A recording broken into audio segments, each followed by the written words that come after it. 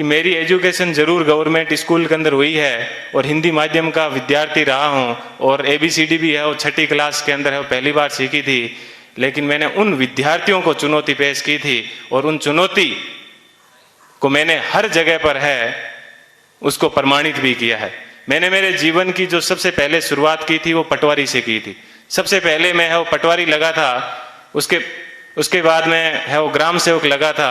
उसके बाद में 3rd ग्रेड टीचर था, उसके बाद में 2nd ग्रेड टीचर था, फिर असिस्टेंट जेलर में RPSC टॉप की थी,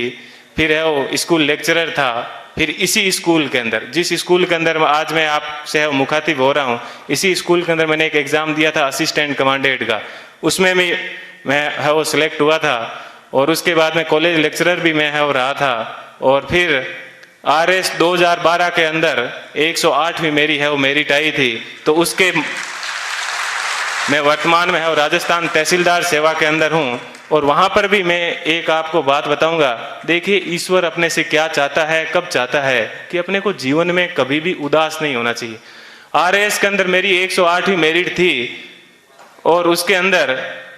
मेरे को DSP मिल रहा था, लेकिन दुर्भाग्य ऐसा रहा कि मैं है वो फर्स्ट वेटिंग में रह गया। थोड़ा सा मुझे दुख हुआ कि यार अपन फर्स्ट वेटिंग में रह गए और उसके जस्ट 1 महीने के बाद में है वो IAS का एग्जाम था दिसंबर के अंदर। 4-5 दिन दुखी रहा, लेकिन मैंने कैसे ही अपने आप को मैनेज किया और देखिए दोस्तों मैनेज करने का क्या बेनिफिट मिला कि जो DSP बनना था वो D आगे से हट गया और मैं SP बन गया। बात यह है कि अपन जीवन के अंदर चाहते क्या है, अपन अपने आप को कितना डिवोट कर पाते हैं। तो आज मुझे है वो IAS के अंदर 170वीं मेरिट है वो मिली और मैं जनरल कैटेगरी से है वो बिलोंग करता हूँ, तो मुझे IPS मिला। मैं यहाँ पर रुका नहीं हूँ,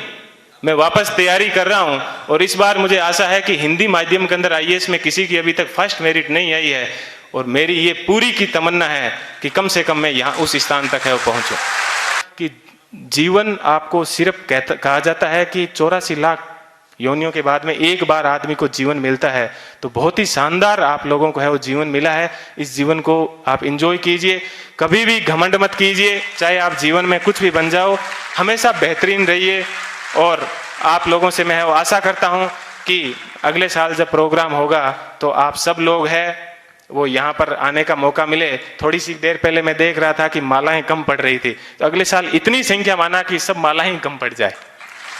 ठीक है, इतनी संख्या में यहाँ पर आना और तब इनको है और रियल खुशी होगी। इस कोचिंग संस्थान को पुनः मैं एक बार इस कोचिंग संस्थान को बहुत बहुत धन्यवाद देता हूँ। हमेशा दिमाग में एक बात ध्यान रखिएगा कि मुझे किसी मैगजीन के कवर पेज पे आना है। मुझे भी जीवन में उसी दिन खुशी हुई कि इस बार जब PD के ऊपर सब जगह पर मुझे कवर पेज के ऊपर है वो जगह मिली। ऐसी चीज हमेशा ध्यान रखना कि मुझे क्रॉनिकल PD सब जगह कवर पेज पे मिला और आज क्रॉनिकल पे प्रेम सुख डेलू के नाम से या यूट्यूब के ऊपर अनेक वीडियो चलते हैं, तो मुझे बेहद खुशी होती है। आप भी अपने जीवन में ऐसे टारगेट रखना और हमेशा युवाओं को है वो प्रेरणा देते रहना। कभी सिलेक्शन होने के बाद में ये मत कहना कि ये एग्जाम बड़ा हार्ड है, हमेशा ये कहना बहुत इजी है और यदि मैं कर सकता हूं तो आप भी ये एग्जाम है वो कर सकते हो। एक बार पुनः आप सभी लोगों को है वो